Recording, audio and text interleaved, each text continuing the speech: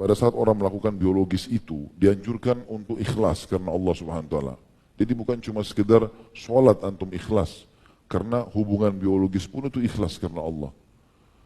Ikhlas ini dalam arti kata memang betul-betul dia tahu ini adalah ibadah yang Allah perintahkan, maka karena itu dia kerjakan.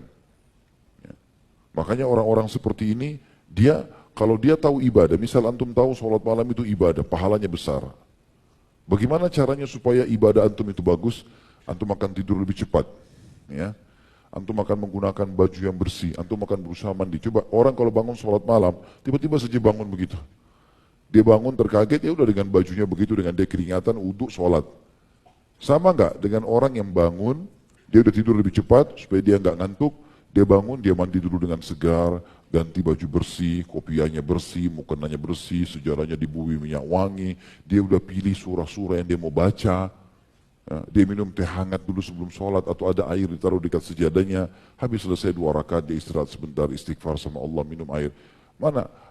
Apakah sama yang pertama sama yang kedua? Beda. Apa yang membuat antum mau mengemas seperti yang kedua ini? Pada saat antum menyadari itu ibadah. Orang kalau ikhlas pada satu perbuatan, dia akan memberikan yang terbaik. Faham gak? Itu penting.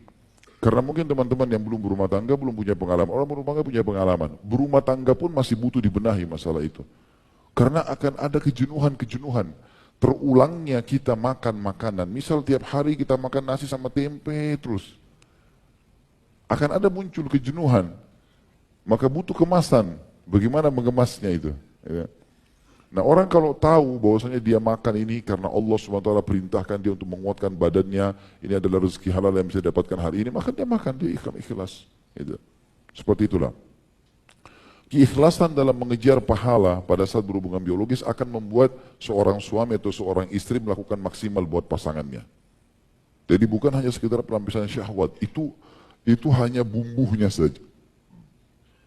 Sesuai dengan hadis Nabi SAW, hadis riwayat Muslim nomor 2376, ini sudah sering kita ulangi hadisnya.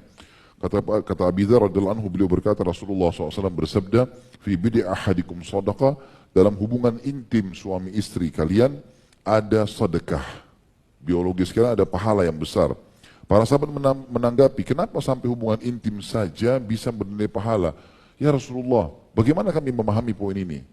Biologis, ciuman, pelukan, biologis sampai klimaks dapat pahala. Sudah kenikmatan dapat pahala.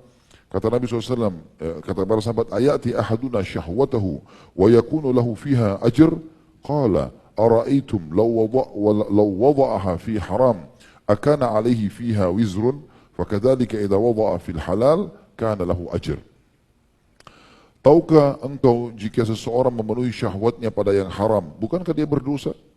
Kata Nabi SAW, kalau dia berzina, dosa. Kata para sahabat, ya Rasulullah. Kata Nabi SAW, demikian pula jika ia memenuhi syahwatnya pada yang halal, ia akan mendapatkan pahala. Tapi ulama menanggapi hadis ini ya, itu pada saat dia niatkan ini adalah ibadah. Dia niatkan ibadah akan dapat pahala. Sama antum sholat, tidak niat ibadah, hanya karena nggak enak sama orang, ya, hanya karena ya, kebetulan, ya, peraturan kantor, beda. Tapi kalau kita kerjakan memang ini karena perintah Allah SWT, maka akan ada pahala.